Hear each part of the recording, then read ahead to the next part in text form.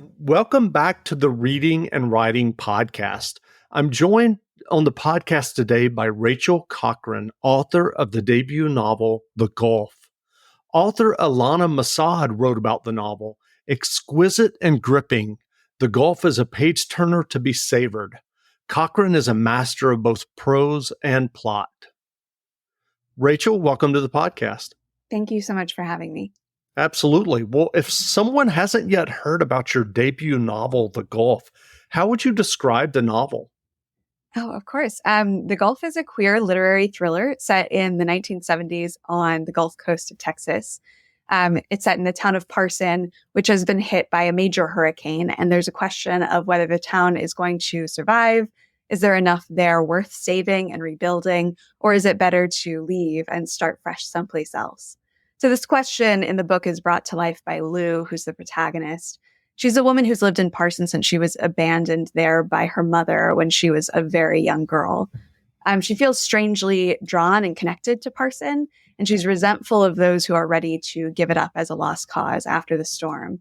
She's also torn up by recent questions she has about the recent violent death of her friend, Miss Kate, who had been a kind of mother figure for her throughout her childhood. In most recent years, Kate had bought up Parson House, which is this crumbling old mansion that had once long ago been the home of the town's founders. So Lou never knew why Miss Kate bought the house or how she afforded it, not even when Miss Kate hired Lou on to help with some of the work rebuilding the house back to its former glory. So all Lou knows is that the police want to insist that Miss Kate's sudden death was an accident, but to Lou, it's really obvious that there's something else going on, especially when Joanna, Miss Kate's estranged daughter and Lou's first love, shows up looking to make a profit off of selling the mansion. Lou, who's held this obsessive grudge against Joanna for years, starts to dig around, asking questions that stir up all of this old dirt, reaching all the way back to Lou and Joanna's childhood in the 1950s and what was really going on back then in Parson, in Joanna and Miss Kate's household, and in Lou's own life that she might have missed or not understood the first time she encountered them. That's great. And do you remember the original idea or impetus that led you to writing The Gulf? Yes, I do. So I grew up on the Gulf Coast of Texas as a child. Back then, I didn't think it was either boring or interesting. It was just sort of how things were. But when I moved away from that region, and especially in graduate school, when I started writing nonfiction in my workshops about my childhood there, people's reactions told me that there was something special and interesting about this place. They were fascinated by the details that I sort of really casually included because they were just part of my life. So the more I thought about it from this space of remove, the more I realized, actually, this would make a really great setting for a crime novel. I don't know how flattering that is, but it was almost a joke at first. But even so, like the back burner of my mind slowly started to what if my way into, what felt like a pretty good mystery plot set in this weird region where I'd grown up, which I knew so well. And then in this context, this was not my main project at all. It was just something that I was kicking around when I had free time. Suddenly, the pandemic came, and I had been that semester teaching a course in the literature of like mystery and the Gothic. So these two different, but very related and overlapping literary traditions. I've been having these regular conversations with wonderful, bright, amazing students. This was really my dream course. And then suddenly all those conversations stopped dead. And I was alone, mostly alone in my home, feeding myself obsessively on a steady diet of Tana French, Daphne du Maurier, reading and teaching, meanwhile, books like Toni Morrison's Beloved and Kazuo Ishiguro's A Pale View of Hills, which is a favorite of mine. All of these super eerie books that deal with trauma and place, and that added this Gothic element to all of their mysterious plot threads. So I didn't really have anything to do but write, and The Gulf is what came out of that. Once I got onto it and found the right voice, it really fell together pretty quickly, 6 or 7 weeks for that first draft, and obviously a lot of revising and polishing with new readers' perspectives after that. But that was kind of the germ and the evolution of the project. That's great. Well, you described it earlier as a queer literary thriller. Is that a description that you came up with? It is. I have an interesting relationship to genre because I kind of love all things about all genres, and I read really voraciously. Hmm. So when I work with genre tags or labels, I'm doing my best not to confine the book, because the Gulf and nearly all projects I work with are engaging in sort of multiple genre modes, which I know is not always something the publishing world loves. Genre I really respect, because I know it's kind of about helping the right audience find the right book. So I want to concede to that point. And what I love so much about thrillers is that there is intentionality with pace and with suspense and with plotting. And there is sort of this handshake agreement with the reader that everything is going somewhere and it's all pulling towards this sort of, like vanishing point or catharsis or sort of tension release, implosion at the end of the book. But then literary and queer sort of both work to extend. I mean, some people would even call them maybe oppositional to. I just saw a hot take on Twitter the other day that, arguing that the literary thriller didn't exist. I don't agree with that, obviously, but I was compelled by the value system implicit in that thought. But for me, literary means that the characters and their world and their idiosyncrasies and their roundness is really taken incredibly seriously, and it's kind of where the plot comes from. And then queer sort of means that it's not interested in acknowledging boundaries as boundaries. It sort of subverts and works around boundaries. And then, of course, there is the plot element that these characters, so many of them are queer in their sexualities, in their gender identities, in a moment and in a place where they didn't have a language for that. And they didn't really necessarily understand that there was a larger community for that as well. That's great. Well, what was your writing journey that led you to writing and getting your first short stories and now your debut novel published? It's not a special or secret journey at all. I just sort of was in workshops in undergraduate and really enjoyed them, had some instructors I really connected with. Turned out a couple stories that, an instructor mentioned, oh, you might want to send this out. And that sounded like such a mysterious thing. Like, what does that mean? So far, I had just been writing for myself, for my friends. But then, I started reading literary journals, mostly undergraduate literary journals at that point, and, being inspired by what I was seeing, the kind of cool innovations I was seeing from writers my age at that time. But then also, there's that sort of sense of, oh, I could do this, right? There's nothing happening here that's so genius that it's removed and distant and that I'm not invited. The kinds of questions I was asking in my fiction, the kinds of things I was doing with my craft, it all felt very in conversation with these things. So I would actually start seeing potential connections. Oh, they're publishing stories kind of like that one that I wrote in, this teacher's class last semester. So maybe, now that I've revised based on his feedback and my class's feedback, maybe I could send this piece there. They've got this really welcoming submissions call. And then I just sort of aged up in my reading along with my own sort of writerly development. And my master's program, I had the great, opportunity to learn from my instructors, but particularly from my peers, many of whom were in the PhD programs, where they were, reading, where they were sending work.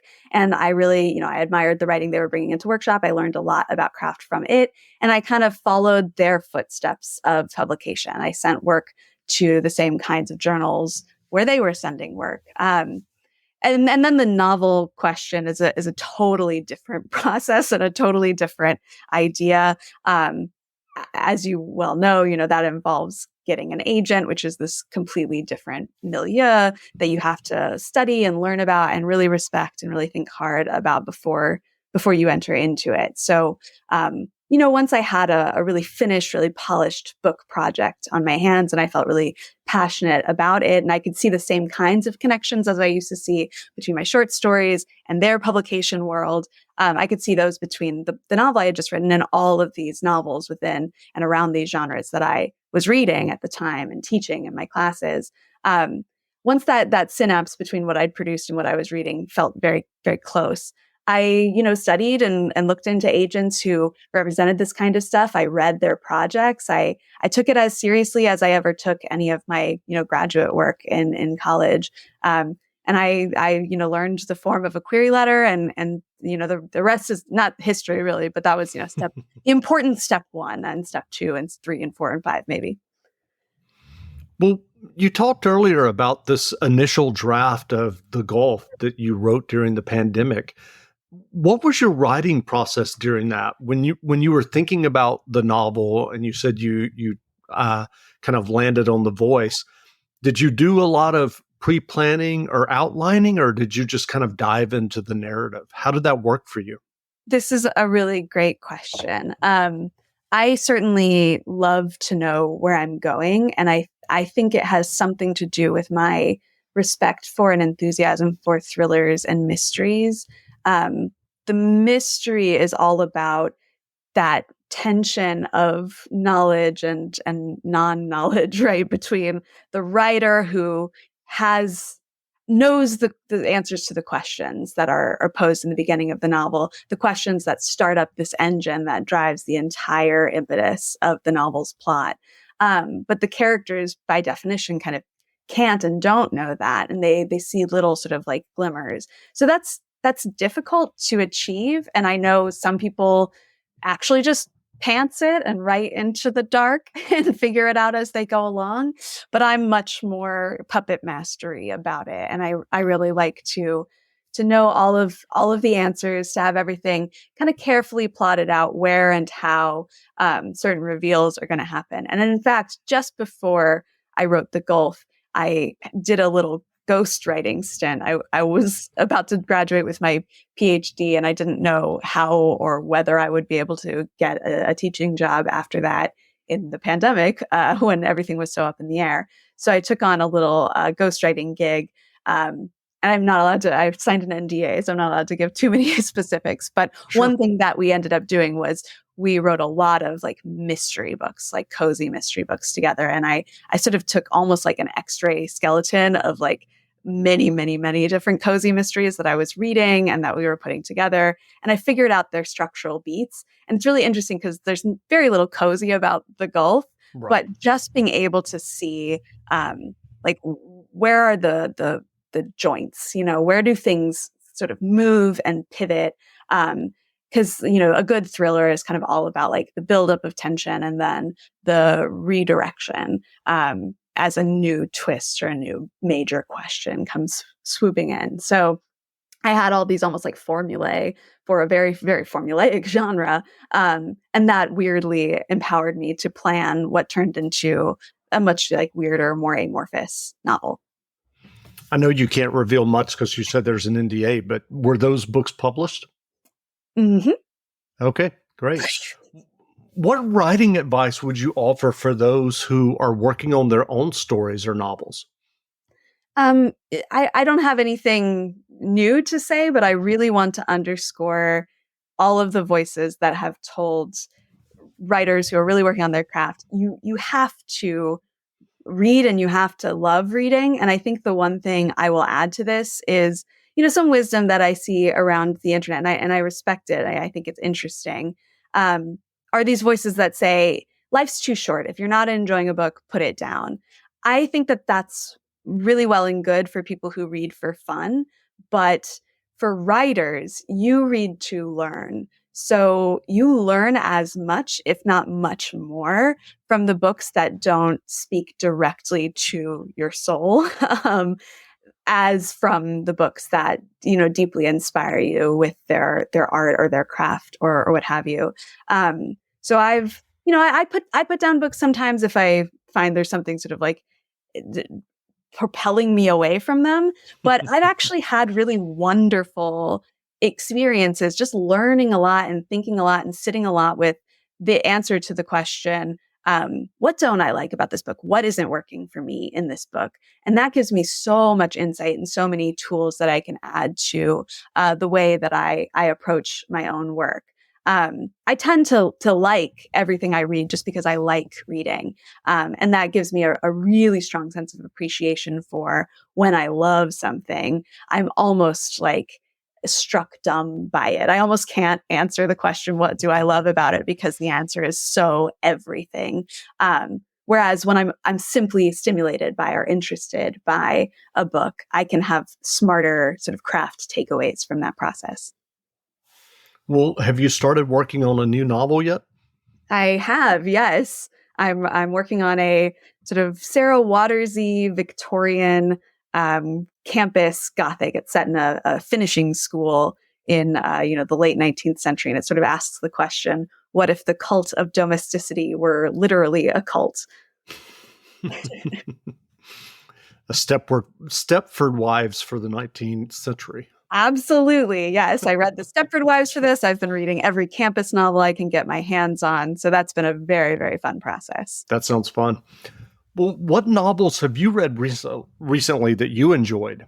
Oh, sure. Well, along the lines of those campus novels, let's see, some that I've really loved are, gosh, a recent one, Disorientation by Elaine Shea Shu. I adored that. It's a weird satire, but it also has essentially just a thriller element to it. Other recent ones are True Biz by Sarah Novich, also a campus story, and We Ride Upon Sticks by Quan Berry, also a campus story. Those are really, really like compelling, interesting, unique in their own ways. Books, very funny at times. I loved Rebecca Mackay's latest I Have Some Questions for You.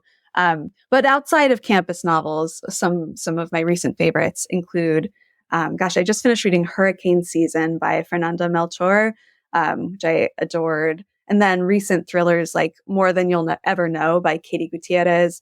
And then actually a book that just came out this week, The Good Ones by Polly Stewart, is just a really great rural thriller crime story with excellent character work. And it's got queer elements in there too. So just a really beautiful read. That's wonderful. Well, where can people find you online if they want to learn more about you and your writing and your debut novel, The Gulf?